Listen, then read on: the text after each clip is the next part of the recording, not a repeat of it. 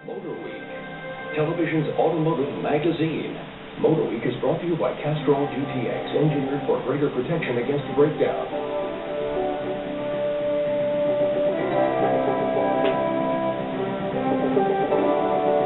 Your host for Motorweek, John Davis.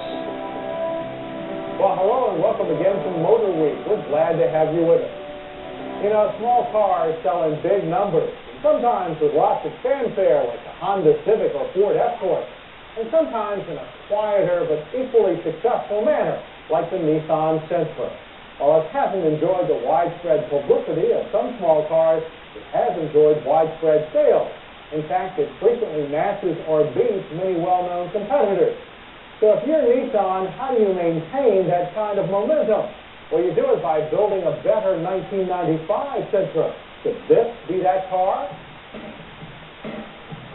It is, if it improves on the previous Sentra's virtues of performance, value, and style.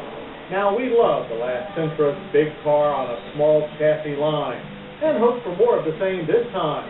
But Nissan opted for a more generic aero look, one that, while certainly handsome, won't help the Sentra stand out in the crowded small car segment. But extending the sedan's wheelbase by over 4 inches and dropping the two-door model completely will expand the Sentra's appeal to buyers who want more room in a subcompact package. And an extra 3.5 cubic feet certainly qualifies as more. But that's not the only change to the Sentra's well-equipped interior. A slick new instrument panel replaces last year's flat dash, bringing better organization to all controls and providing the safety of standard dual airbags.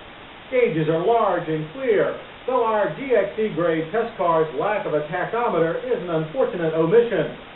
We've long praised the Sentra's firm seat for having more support than the average small car, and the latest model continues that trend. It also offers a standard tilt steering column and height-adjustable seatbelt anchors. Once seated, you're within perfect reach of both the ventilation system's large rotary dials and our car's competent cassette stereo and its well-organized buttons and knobs.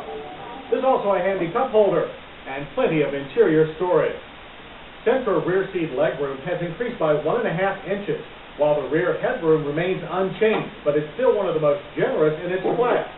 Split fold-down seatbacks are standard in GXE and GLE models, and much appreciated since trunk room has actually shrunk by a full cubic foot, but stands at a still respectable 10.7.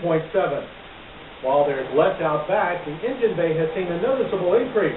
The 1.6-liter four-cylinder engine now produces 115 horsepower and a more accessible 108 pound-feet of torque thanks to an extensive program of refinement. Regrettably, the wonderful 140 horsepower engine of last year's SER grade coupe is no longer available.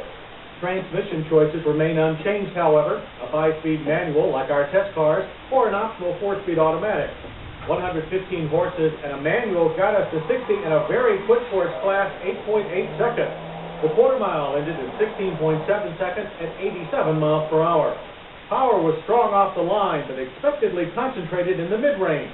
The smooth throttle response and accurate shifter made it easy to exploit. While the adaptation of the larger Maxima's multi-link beam rear suspension to the Sentra platform produced all-around improvements in handling and grip. Even high-speed emergency maneuvers on a very cold winter test track didn't faze the Sentra. Braking, however, suffered in the cold, with a long average distance from 60 of 137 feet. Warmer weather and the GXE's optional anti-lock brakes would have helped reduce the frequent lockup and improve stability.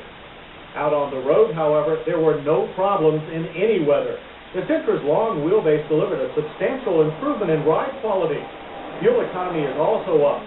Our GXE manual is now EPA rated at 30 city and 40 highway. We averaged an excellent 36 miles per gallon on our mixed test loop.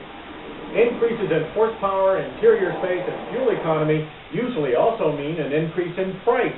Well, those numbers aren't yet available, but we estimate that 95 Sentra 4-doors will start at a still reasonable $11,000. A well-equipped GXE like our test car will probably go for about $13,500. You'll get more safety features for your money with the new Sentra, including dual airbags, available anti-lock brakes on top models, and 1997 side impact protection.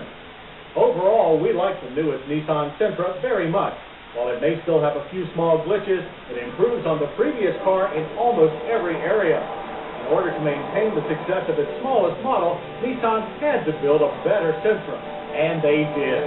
The 1995 Nissan Sentra may not gather any more publicity than its predecessor, but to the people that count, the car buyers, it will be a very popular machine. That's a trade-off that the folks at Nissan can surely live with.